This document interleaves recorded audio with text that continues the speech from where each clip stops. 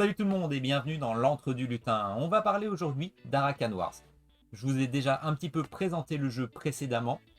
Un jeu d'affrontement principalement pour 2 joueurs, un jeu de cartes. On peut jouer aussi à 3 ou à 4, mais je trouve que c'est pas l'essence pure du jeu, donc je vais pas forcément trop l'aborder. On va voir les règles, on va voir également mon avis. On revient après le générique.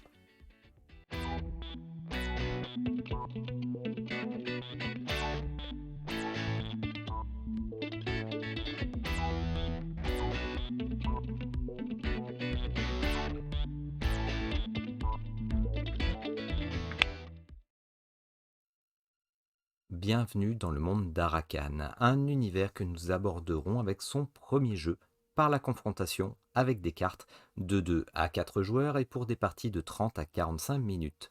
Ici nous parlerons principalement de la base, l'essence du jeu, avec l'affrontement de 2 armées, gérées chacune par un joueur, composé par des decks asymétriques. 4 armées sont disponibles dans cette boîte de base, ainsi qu'un tapis représentant le champ de bataille sur lequel vos héros et créatures s'affronteront.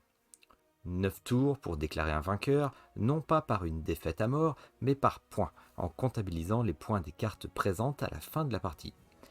Les cartes personnifient des unités qui vont combattre avec des statistiques et des compétences, certaines ne resteront pas statiques, et vous verrez que le placement, les combinaisons sont nombreuses dans ce jeu qui pourtant comporte des règles relativement simples. Mise en situation après cette présentation avec le plateau de jeu. Le plateau de jeu qui représente quand même le terrain de guerre, un plateau qui est en tissu et on se retrouve avec un plateau quadrillé pour poser nos cartes. Ici nous avons nos 2 decks. Alors j'ai choisi le deck vert, le deck Naka qui est un jeu un petit peu multitâche justement qui permet de s'adapter à toutes les situations. Très bien pour débuter, mais justement si vous êtes comme moi, que vous aimez un petit peu avoir une philosophie de jeu, c'est pas forcément ce vers quoi vous allez vous orienter. Si vous êtes versatile, ça peut être intéressant. Moi, je préfère celui-ci, par exemple. Celui-ci, c'est le deck de l'Ordre Gris, qui est un jeu où il faut se poser, effectivement, il faut réussir à regrouper ces cartes un petit peu pour se donner des bonus, vous allez voir, parce que l'Ordre Gris, c'est quand même les méchants dans l'univers d'Arakan Wars, et justement, ces méchants, c'est une armée, c'est une légion, et s'ils se mettent les uns à côté des autres, ils vont se donner des bonus, et il sera dur de les déloger, parce que je vous rappelle que le but du jeu n'est pas d'annihiler son adversaire, le but du jeu est qu'à la fin de la partie, à la fin des 9 tours, eh bien on va compter les cartes qu'il nous reste dans chaque camp, on va regarder les points sur chacune de ces cartes, on va faire le total, et c'est celui qui aura le maximum qui aura gagné. Chaque camp se retrouve avec un petit cimetière, mais également avec des emplacements pour lancer des sortilèges un peu particuliers. Contrairement à d'habitude, c'est vrai que la plupart de mes vidéos, même tout le temps d'habitude, je mélange les cartes et je joue un peu à la volée. C'est pour ça que ça fait peut-être un petit peu brouillon parfois. Là, je ne peux pas me permettre. Pourquoi? Parce qu'il y a énormément de combinaisons dans le jeu. Vous allez voir, les règles sont simples. Mais justement, avec toutes les compétences qu'il y a, j'ai préféré justement éviter de vous faire quelque chose de brouillon et essayer de vous faire quelque chose d'un petit peu plus clean. Alors, les jetons d'activation, ici, ce sont les verts, le deck Naka qui va débuter la partie. Et avec chacun, on a cette carte pour débuter. Comment ça se passe? Eh bien, à chaque tour de jeu, chaque personne va devoir poser 2 cartes. Alors, pour poser une carte, au début, le premier joueur n'a pas le choix. Il va falloir qu'il place dans ce rectangle vert. Donc, je vais placer dans le rectangle vert. Je vais cacher mes cartes. Voilà. J'ai l'initiative pour, justement, poser mes cartes. C'est à l'autre de s'adapter côté stratégie. Alors, qu'est-ce qu'il va faire? Voilà, retourner lui aussi. Il a placé des cartes et maintenant, on retourne pour découvrir nos cartes. Alors, qu'est-ce qui a été posé? On va regarder d'abord avec les verts, avec les Naka. Pourquoi? Parce que c'est eux qui vont débuter leur phase justement d'activation.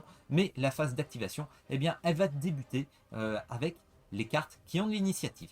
C'est une compétence que l'on verra tout à l'heure. Pour l'instant, je n'ai pas voulu vous embrouiller. Il n'y a pas de carte avec l'initiative, donc on va passer cette phase. On passe tout de suite avec les verts qui ont 2 cartes. Je vous les mets à l'écran ici.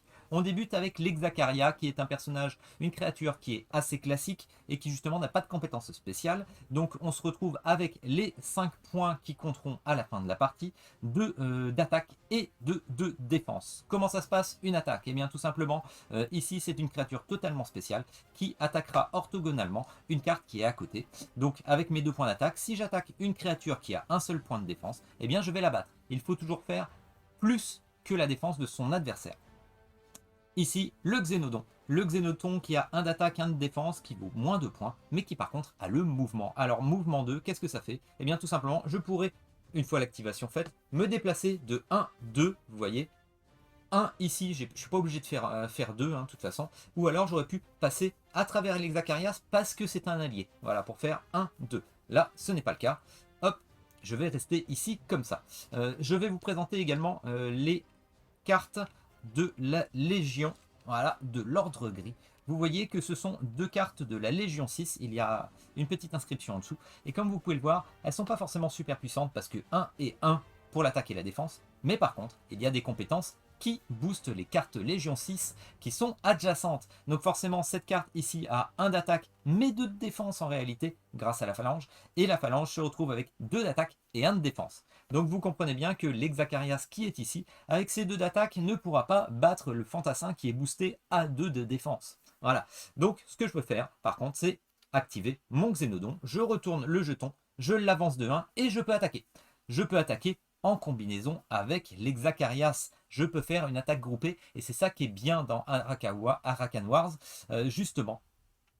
Ces attaques groupées rajoutent de la stratégie avec des combinaisons. Voilà. Et ça permet aussi de s'adapter. Vous voyez, on a fait un placement, mais une fois le placement fait, malgré tout, on peut toujours s'adapter en se disant, ben voilà, celui-ci, je vais peut-être le faire bouger à un autre endroit, je vais peut-être faire une créature qui va voler ici pour appuyer une autre. Voilà. Des sortilèges aussi, on le verra tout à l'heure, qui vont arriver en renfort. Donc, ce coup-ci, on fait une attaque groupée. 2 plus 1, ça fait 3. Contre un fantassin qui a un de défense de base, plus 1, donc c'était 2. 3 contre 2. Le fantassin va revenir au cimetière. Enfin, il va venir au cimetière. Au revoir, fantassin. On se retrouve maintenant avec 2 créatures qui ont joué. Les jetons d'activation sont retournés. La phalange ne peut rien faire parce qu'orthogonalement, de toute façon, il n'y a rien et elle n'est pas assez puissante. Donc, elle reste ici. Fin de la première phase, fin du premier tour. Hop, je retourne les jetons d'activation. Chaque personne complète sa main de 2 cartes, pardon, et on passe au round numéro 2. Allez, c'est la Légion grise qui va débuter. Hop. Alors la Légion grise, ce qu'on voit, c'est qu'elle comble pas ici. Donc ça peut mettre la puce à l'oreille justement aux Naka. Les Naka, du coup, bah, on va peut-être en profiter, justement. Il y a un trou là, peut-être qu'on va mettre quelque chose pour passer en phase d'attaque, pour pas laisser la phalange se poser, ou alors j'aurais pu me mettre plus loin pour directement attaquer ici, mais je sais pas ce qu'il y a. C'est peut-être un petit peu risqué. Allez, alors, après ceci, après avoir posé, on va révéler. Et sur quoi on tombe? On tombe sur un champion de l'Ordre Gris et une baliste. Je les mets ici tout de suite. Le champion de l'Ordre Gris qui comptera pour 8 points. C'est aussi un personnage de la Légion 6. Un personnage de la Légion 6 qui a de base 2 points d'attaque et 2 points de défense et qui a une compétence qui donne plus 1 d'attaque et plus 1 de défense aux créatures alliées Légion 6 adjacentes. Ce qui fait que notre ami de la phalange se retrouve lui aussi avec 2 et 2. Et oui, le champion par contre, lui se retrouvera avec 3 de défense parce qu'il avait 2. Il se retrouve aussi avec le bonus de la phalange qui lui donnait 1 de défense en plus. Ici nous avons une baliste. Alors la baliste est une pièce d'artillerie qui peut attaquer à distance à 3 de distance. Donc la même règle pour le mouvement, elle pourrait tirer 1, 2, 3 jusqu'ici. Elle tirait à 1 point, et oui, et elle n'a pas de bonus de compétence grâce à la phalange, qui donne plus 1 de défense, je vous rappelle, aux créatures alliées Légion 6. Là c'est de l'artillerie, donc ça compterait pas. Voilà, donc 1, 2, 3, 1, 2, 3, voilà, on peut faire 1, 2, 3, enfin voilà, vous avez bien compris le système. Qu'est-ce qu'on a du côté des Naka? On a ici une Banshee qui justement a l'initiative, donc on va y passer très rapidement. Et ici, un nouveau style de carte, on a ici les sorts. Alors, qu'est-ce que c'est ce sort? C'est un sort qui va être présent lors de ce tour et qui va disparaître à la fin du tour. Son effet est utilisé tout de suite, les créatures et lieux alliés adjacents ne peuvent pas être attaqués par des créatures ennemies. Ce qui fait que l'Hexacarias et le Xénodon, ils ne pourront pas être attaqués. Est-ce que j'ai mis des petits pions sur tout le monde? Oui, donc on va résoudre. Alors on résout, normalement ça devrait être autour de l'Ordre Gris. L'Ordre Gris, est-ce qu'il y a des cartes qui ont l'initiative? Ce n'est pas le cas, donc on passe aux cartes vertes, aux cartes Naka qui ont l'initiative, et c'est le cas avec la Banshee. Manque de bol, la Banshee est arrivée avec 2 points d'attaque. Elle pourrait attaquer la phalange, mais non, parce que la phalange qui a un seul point de défense est boostée par le champion, justement, donc 2 contre 2. La Banshee ne pourrait pas faire grand chose, donc malheureusement, son initiative va faire un flop. On se retrouve donc avec un tour de jeu complètement classique ensuite, avec l'ordre gris qui va jouer. L'ordre gris, qu'est-ce qu'ils peuvent faire? Eh bien, ils ne peuvent pas attaquer ici et ici du fait du sortilège, du fait de l'effet du camouflage naturel. Donc, on ne peut pas faire grand chose, c'est dommage, parce que j'aurais pu, par exemple, ici, avec mon 2 en attaque, j'aurais pu attaquer le 2 ici en défense, en ayant en appui, en tir groupé, la baliste qui était à distance. Et oui, ça faisait 1 plus 2, on passait à 3 pour l'attaque. C'est raté, je ne peux pas attaquer ici. Par contre, je peux toujours me venger contre la Banshee qui était là, qui passait, qui n'a pas servi à grand chose. Désolé, la Banshee. Un seul point de défense, je me retrouve ici avec la phalange qui a un point d'attaque, qui est boosté avec un autre point d'attaque du champion. Donc ça fait 2 contre 1. Voilà, 2 d'attaque contre 1 de défense. Et si j'avais voulu, j'aurais pu en plus rajouter la baliste avec un point. Hein. Voilà, au revoir la Banshee. Hop, c'est la phalange qui est attaquée, je la laisse ici. Et je ne peux rien faire d'autre, parce que de toute façon, ils sont protégés par l'effet du camouflage naturel. Par contre, je peux me retrouver justement ici avec l'Hexacarias ou le Xénodon qui pourrait attaquer. Sauf que l'Hexacarias se retrouverait ici avec 2 d'attaque pour attaquer quelque chose qui est à 2 de défense plus un bonus. Et le Xénodon est trop loin pour venir et l'appuyer dans un combat groupé. Donc je vais rester comme ça. Allez, je retourne les jetons. Je mets ce sort dans le cimetière parce qu'il est passé. On va passer au tour suivant. On rajoute 2 cartes pour tout le monde pour compléter. Vous voyez, les règles sont simples, hein, mais c'est ce que je vous disais tout à l'heure. Il peut y avoir pas mal de combinaisons, donc je préférais préparer les cartes. Vous imaginez comme ça pourrait être brouillon sinon. Alors, je vais jouer ceci. J'ai le droit de placer une carte. Je ne sais plus si je l'ai dit. Toute carte doit être placée adjacente à une carte déjà posée. Je pouvais me placer ici. Je pouvais très bien me placer ici également. Je peux me placer dans un trou. Du moment qu'on touche une carte orthogonalement, une carte qui est déjà posée, on pouvait le faire. Moi, je vais essayer de jouer tactique et je vais me placer ici au milieu, encore une fois, pour bloquer justement, pour pas que la Légion puisse s'imposer au milieu.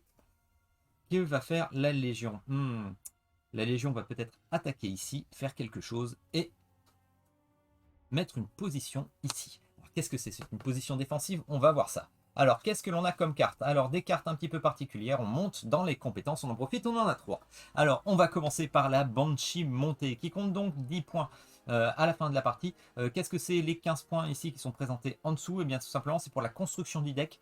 Vu qu'il y a 10 points et 15 points, ce sera 15 points pour la construction du deck, parce qu'elle est quand même relativement puissante. Vous allez voir, elle a l'attribut de vol. Mais par contre, à la décompte des points à la fin de la partie, elle ne comptera que pour 10 points. Une créature qui a le vol, qui a 2 d'attaque, 2 de défense. Et le vol, qu'est-ce que c'est? Eh bien, tout simplement, à son tour, je peux l'activer pour qu'elle se déplace où on veut pendant le jeu. Voilà, elle pourra se déplacer une fois et attaquer dans la foulée. C'est assez puissant le vol quand même, c'est pour ça 15 points quand même dans la construction du deck. Allez, je lui mets un petit jeton d'activation, voilà. Et qu'est-ce qu'on a d'autre ici? On a la colère de la forêt, donc 13 points à la fin de la partie, 3 d'attaque, 3 de défense et 2 capacités qui sont énormes. L'omnifrappe, qu'est-ce que c'est l'omnifrappe? On va débuter. Alors l'omnifrappe, c'est simplement que la créature va taper dans tous les sens. Elle va taper orthogonalement dans tous les sens. Donc ici, ici, ici, ici. Bon, forcément, elle va pas taper sur ses copains. Hein. Voilà. Et elle a également une autre compétence qui est géniale, c'est la perforation. La perforation, c'est simplement qu'elle va frapper pour 3 points ici. Vous voyez, elle a 3 points, donc elle va frapper pour 3 points. Si elle détruit la phalange, elle va frapper pour 2 points ici. Si elle détruit la baliste, elle va frapper pour 1 point ici. Vous voyez? Et ainsi de suite jusqu'à ce qu'il n'y ait plus de points. Vu qu'il y a Omnifrappe en plus, ça va aussi se répertorier ici. C'est assez puissant comme créature. Allez, un petit jeton d'activation. En face, qu'est-ce que l'ordre gris nous a présenté? Oh, bah voilà, un petit soldat ivre. Alors, quand je vous dis qu'il y a des cartes qui ne sont pas très puissantes, mais qui peuvent permettre de faire du bluff parfois, ou de combler des trous, tout simplement pour empêcher l'adversaire de prendre une position, il y a le soldat ivre, qui ne compte pour un point que pour un point. Un point d'attaque, un point de défense. Et en plus, le pauvre, il est complètement bourré. Son point faible ne peut attaquer que des cartes ennemies de valeur paire. Il sert pas à grand chose, mais il est là. Et finalement, c'est de la troupaille, c'est de la chair à canon, justement, pour prendre des positions ennemies ou pour se placer stratégiquement, ou comme je vous dis, pour faire des leurres. Et ici, on se retrouve avec un lieu. chaque deck a un lieu, une place forte qui ne peut pas bouger, mais qui par contre rapporte des bonus autour. Alors à chaque fois, les lieux sont dans la philosophie du deck. Donc là, on a un deck gris avec un lieu qui nous rapporte plus 1 d'attaque et plus 1 de défense aux créatures adjacentes alliées. Je vois pour celui du deck rouge, donc c'est plus de l'attaque, hein, vraiment. C'est vraiment des combinaisons d'attaque avec le deck rouge. C'est du dégât direct. Eh bien, on a un fort, un espèce de lieu qui justement donne des bonus d'attaque. Donc la philosophie aussi de la pose des lieux ne va pas être la même. Vous voyez, 10 points à la fin de la partie pour le compteur. 4 de défense. Mais par contre, si quelqu'un m'attaque le fort d'Avalon qui est ici, ce lieu, et le bas, eh bien tout simplement, je retirerai mon pion. Et il passera à l'ennemi en lui donnant ses bonus. Et en lui donnant ses points en fin de partie. C'est la grosse différence des lieux par rapport aux créatures. Ça ne revient jamais dans les cimetières, effectivement. On va se servir à des ruines pour reconstruire et les utiliser à notre avantage.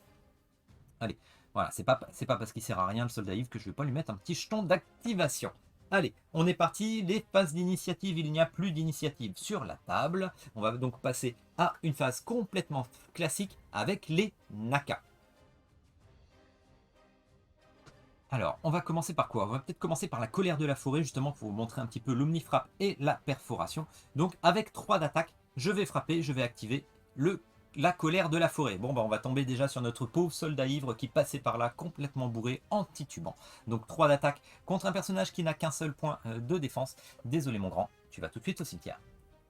On frappe aussi, grâce à l'omnifrappe, on frappe aussi ici la phalange. La phalange, qu'est-ce qu'elle a? Eh bien, elle a un point de défense bonus avec sa défense de base, donc ça lui fait 2 points. Mais ici, on a une attaque à 3, donc la phalange va aussi aller au cimetière. Allez, on fait un peu de ménage.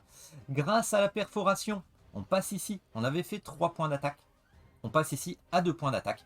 Notre baliste a 1 point de défense, mais elle est boostée de 1 par le fort d'Avalon. Donc 2 points d'attaque contre 2 points de défense. La baliste n'est pas détruite, mais ça aurait pu s'enchaîner. Voilà, c'est parce qu'il y a le fort d'Avalon qui la booste, sinon elle aurait pu disparaître. Est-ce qu'on fait quelque chose d'autre avec les verts? Eh bien, on peut se permettre peut-être justement de venir attaquer le champion. Ça va me permettre de vous montrer la Banshee. Parce que comme vous le voyez, elle a 2 de défense. Il a 2 de défense, le champion. Ici, j'ai 2 d'attaque. Donc, je ne peux pas le tuer avec l'Hexacarias. Mais j'ai la Banshee montée. Donc, j'active la Banshee montée qui va venir ici. Et qui va attaquer conjointement avec l'Hexacarias. Voilà, une attaque groupée. 2 plus 2, ça fait 4. 4 contre 2 de défense. Le champion peut aller avec ses petits copains au cimetière. Voilà, faut pas les laisser s'installer ces gars-là de toute façon. Voilà. Alors, moi, je vais dire que le Xénodon, est-ce que je fais quelque chose pour regrouper les troupes? Oui, je peux peut-être pour plus tard. Allez, je vais le déplacer. Je vais traverser la colère de la forêt pour justement, hop, venir ici. 1 contre 1 de plus 1, de toute façon, je n'arriverai pas à le battre, mais au moins, je comble le trou. C'est au tour des gris. Bon, bah les gris, hein, il y a juste la balise qui va pouvoir attaquer à distance avec un 1 d'attaque plus 1, donc avec 2. Qu'est-ce que je pourrais faire avec 2? Bah, de toute façon, j'ai pas trop le choix. Il n'y en a qu'un seul que je vais pouvoir tuer. Allez, avec la baliste, j'en profite. Je tue le Xénodon avec 1 d'attaque bonus plus le 1 d'attaque, 2 contre 1. Hop, je tue le Xénodon. Fin du tour. Je vais pas aller plus loin. Je pense qu'on en a fait assez. Ça me permettait de vous présenter quand même pas mal de compétences différentes, pas mal de possibilités différentes de combinaisons. J'espère que vous avez vu assez de choses pour que ça vous mette l'eau à la bouche. Parce que moi, je kiffe ce jeu. Je vous donne mon avis tout de suite dans la vidéo. Pour le jeu, je suis emballé, mais commençons par le matériel. Avec de magnifiques illustrations, on se trouve vraiment avec une ambiance, une direction artistique cohérente et un beau tapis tissu. Un matériel de qualité et une boîte qui est prévue pour des cartes slivées avec des mousses pour compenser si vous ne protégez pas vos cartes et la compatibilité de taille d'emplacement pour les extensions ou des boîtes de marques connues de protège-cartes. Alors, j'insiste là-dessus, c'est un détail pour certains, une évidence pour d'autres, moi j'adore. Petit doute sur la durée de vie du tapis par contre, livré dans la boîte de base, je vous conseille fortement de le rouler pour éviter l'usure au pli, mais c'est un détail, je suis charmé par l'ensemble. Le jeu est fluide et comme vous l'avez vu, beaucoup de combinaisons possibles dans le gameplay avec les compétences mais aussi les sorts sur le champ de bataille ou dans le plan astral.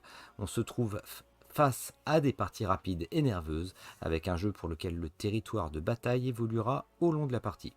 Des stratégies, des feintes par de petites cartes à sacrifier, pour un résultat qui se terminera par un score et non une annihilation, ce qui permet à chacun de pouvoir asseoir sa stratégie ou de voir justement lire dans le jeu adverse pour l'empêcher de l'appliquer pour boucler le score en tête.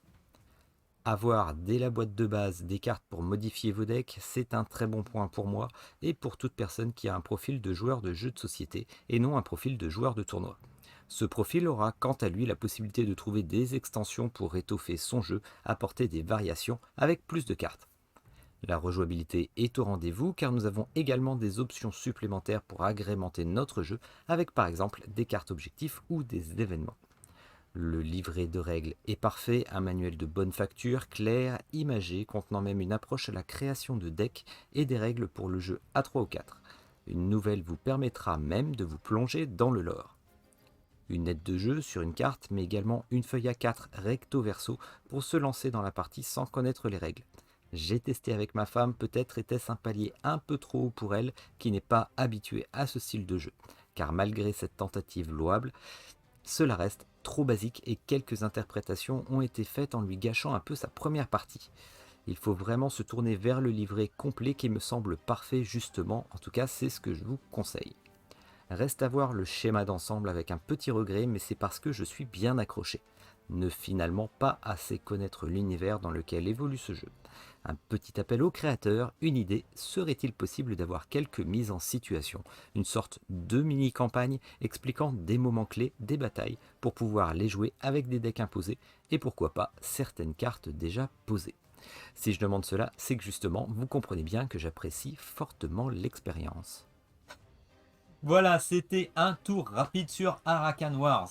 Un jeu qui est hautement tactique, avec énormément de combos, vous l'avez vu, c'est pour ça que j'ai voulu vous le présenter avec des cartes que j'avais déjà préparées. Imaginez, à la volée, ça aurait été un petit peu compliqué de vraiment vous présenter le jeu sans jouer en live avec vous à côté pour vous expliquer rapidement.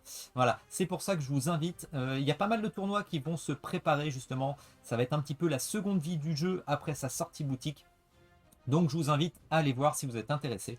Plein de tournois qui se présentent, n'hésitez pas, que ce soit sur le Discord, que ce soit sur le Facebook, que ce soit les auteurs, posez vos questions, n'hésitez pas, allez les voir, c'est hyper sympathique, vous allez pas être déçus, vraiment. C'est pour ça, si vous aimez les tournois, si vous aimez ce style de rencontre, allez-y, vous allez faire de belles rencontres, c'est toujours sympathique. Si vous êtes comme moi, un joueur surtout de jeux de société, que vous jouez quelque part un petit peu dans votre coin ou avec vos amis, eh bien vous avez malgré tout 4 decks qui sont équilibrés, qui vous permettent de jouer avec des potes de passage, c'est quand même super sympa. Et en plus, malgré tout, les decks, on peut quand même un petit peu les modifier avec les cartes qui sont dans la boîte de base. Voilà, donc n'hésitez pas à me faire des commentaires, n'hésitez pas à mettre un petit like à la vidéo, dites-moi ce que vous pensez de ce jeu, n'hésitez pas à vous abonner à la chaîne et on se retrouve à la prochaine sur la chaîne. Ciao tout le monde!